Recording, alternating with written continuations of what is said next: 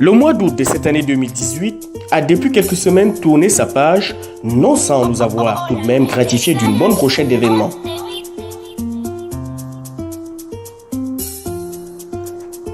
Dans cette optique, le consulat général du Mali à Montréal a ouvert ses portes aux Maliens d'ici afin qu'ils accomplissent leur devoir de citoyens. Au regard des chiffres, Ibrahim Boubacar Keïta, après 2 tours d'élection, a été proclamé président élu pour un autre mandat de 5 ans.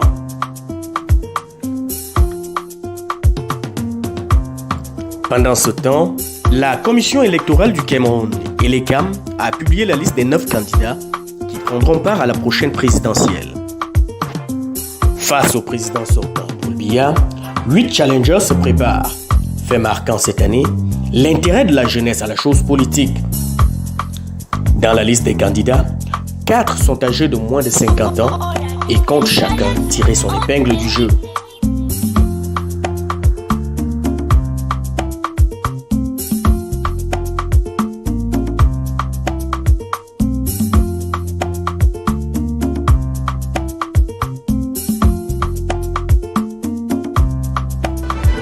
Que ce soit au Cameroun ou au Mali, on note une amélioration dans le jeu politique, une avancée démocratique qui trouve aussi terre de vérité en Côte d'Ivoire, où une amnistie générale a été prononcée, libérant du même coup 800 prisonniers en rapport avec la crise post-électorale de 2010. L'une des figures marquantes ici reste celle de Simone Gbagbo, ancienne première dame, épouse de Laurent Gbagbo, aujourd'hui encore devant la Cour pénale internationale. Une cour appartenant au système des Nations Unies qui a appris avec peine en ce mois d'août le décès de son ancien secrétaire général, Kofi Annan. De 1997 à 2006, ce digne fils d'Afrique a su avec sagesse et intelligence gérer les grands problèmes du monde. On se souvient encore, morceau choisi, de son implication personnelle dans la résolution pacifique du conflit entre le Nigeria et le Cameroun au sujet de la presqu'île de Bakassi. Une issue heureuse qui a tout fait de démontrer, s'il en était encore besoin, la maturité politique des Africains dont l'émergence s'est étendue jusqu'en Chine. Et oui, la Chine. Encore la Chine. Durant tout le mois d'août, les pays africains ont préparé les grands dossiers à débattre pendant le sommet Chine-Afrique. Tenu en fin du mois, début septembre, ce grand rendez-vous entre l'Afrique et son partenaire chinois a été un moment d'échange fructueux. La Chine a promis 60 milliards de dollars supplémentaires au développement économique des pays africains, avec en bonne place 15 milliards de dollars à titre d'aide sans contrepartie.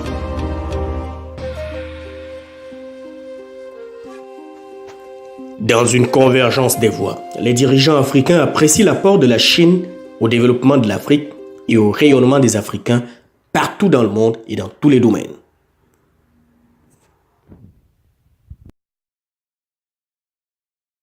D'ailleurs, ce dynamisme des Africains s'est très bien porté au Canada en ce mois d'août, tant dans le domaine culturel que politique.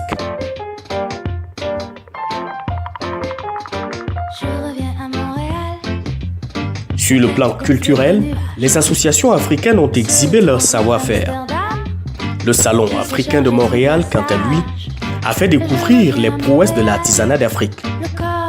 Tandis que les différents parcs du Québec ont connu les saveurs culinaires africaines à travers multiples barbecues.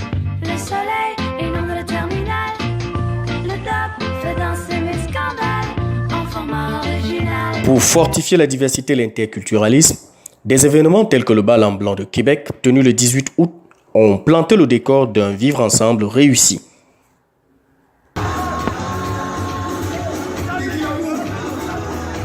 Véritable moment de détente, cette soirée récréative a permis à plusieurs d'oublier les contraintes du boulot, les occupations de tous les jours.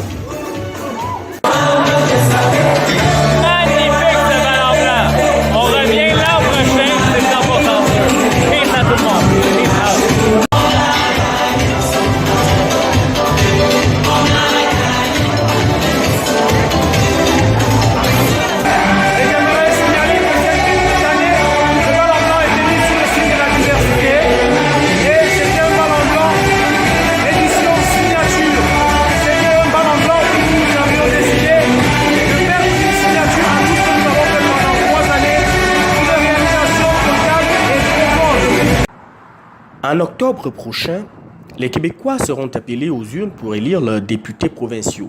Et depuis la fin du mois d'août, les villes sont pavées aux couleurs des différentes formations politiques qui présentent leurs candidats.